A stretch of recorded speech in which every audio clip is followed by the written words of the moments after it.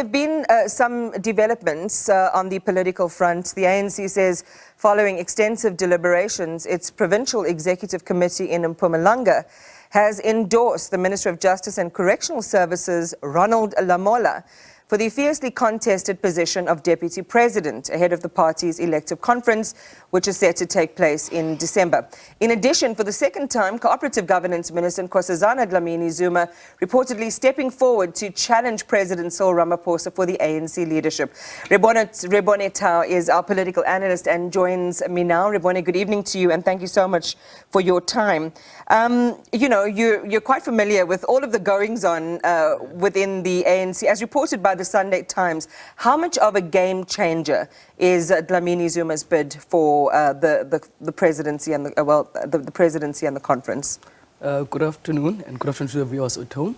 I think one must start by saying that this is not going to be an easy campaign for her, you know. Reason being, I mean, if you talk to people within the ANC, they're saying that she's too old. They would prefer to have someone younger. But also what is interesting, KwaZulu-Natal seems to have a lot of candidates coming up. On my way here, I just heard that also it's official now that Dr. Zweli Mkhize is also contesting presidency. We know of Mdumiseni Ntuli, who was the Provincial Secretary of the province. Also, he's been pushed for the Secretary General of the ANC. So as things stand, you have now 3 candidates from the province of KwaZulu-Natal. So we won't see what we saw in 2017. Well, just remind our viewers what we saw and how this picture now stacks up compared to that. I mean, in 2017, you had the majority of branches in KwaZulu-Natal behind Nkosazana Dlamini-Zuma, you know, and you had also, again, if you remember, Zweli Mkhize at the time also was contesting to be president under the theme of unity, but he did not get much support, you know, in 2017. And you had people like Senzo Mchunu contesting to be Secretary General, who lost to Ace Magashule. So this time around it will be different because the element of former President Jacob Zuma it might be there, but also it might not be there around this issue, and the current leadership has emerged in the province. Some are saying that they are also close to Dr. Zweli Mkhize. So the big question then, Rebone, must be how much of a game changer is this for Cyril Ramaphosa? It is not going to be easy for the president, I can tell you so. And why I say this, you know, having David Mabuza not saying much at this present moment says a lot. That man is a strategist. He's going to do a repeat of what we see in 2017. At the 11th hour, we know that he gave the numbers to President Ramaphosa.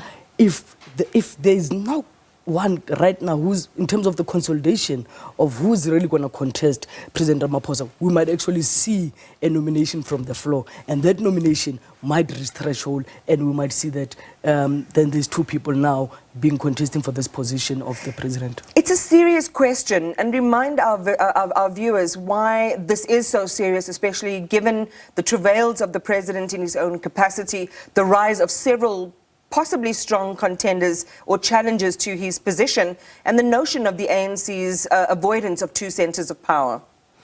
I mean, where we are, if you look at the ANC, where it is currently, the issue of 2 centers of power, it's clear that the ANC does not support it. You know, we can go back to the era of the former president, Thabo Mbeki, you know, when he wanted to contest for 3rd term in Polokwane, and branches of the ANC rejected him, you know. And if you look at right now, President Ramaphosa finds it also very difficult. You look at Friday's judgment, you know, about the Phala, you know, Mkhwebana winning that case in the Cape Town High Court. You know, this really makes things difficult for him to navigate the politics of the ANC. All right, so that's the issue around the presidency. But what about the race for the deputy presidency? You have Treasury General Paul Mashatile, ANC NEC member Mamoloko Kubai, Eastern Cape Premier Oscar Mabuyane, the incumbent deputy president David Mabuza. Okay, we'll park him for a while because of given what you've just said now. All said to be vying for the position. How's that picture developing for you? I think what is very interesting, what people are not looking at, if you look at Kensani Kubai is seen to be close to the CR70 infection. Oscar Mabuyane, himself also Lamola. So this is the same faction contesting each other for the same position. that means that the center is not holding within the faction. So they're going to divide numbers amongst themselves, while we are still waiting to see on the other slate who are the people that will be contesting, or who will be contesting for the position of deputy president. I would like to take you back to 2012. If you remember, in 2012, Mangaung, I think it was Matthews Posa and Tokyo Sokhale contesting each other for deputy president, where they also split the votes while they were on the same slate. So this is a danger for the CR17 faction, because they seem to be splitting the votes. But also, we have seen this, the pronouncement that have been there from the provincial executive committees. For an example, Limpopo are saying that they're behind Paul Mashatile for deputy president. Mpumalanga has pronounced on Lamola. Eastern Cape, we're also hearing that Oscar. But the danger with that also, it is not within the traditions of the ANC. It is foreign to how things are done in the ANC, because a conference is a conference of branches. So PECs seem to be wanting to intimidate branches. I can tell you, last night I was speaking to some people in Mpumalanga, and who were saying that we are still behind Didi Mabuza. We are not going to listen to what the province has said, but they are saying they can't speak out publicly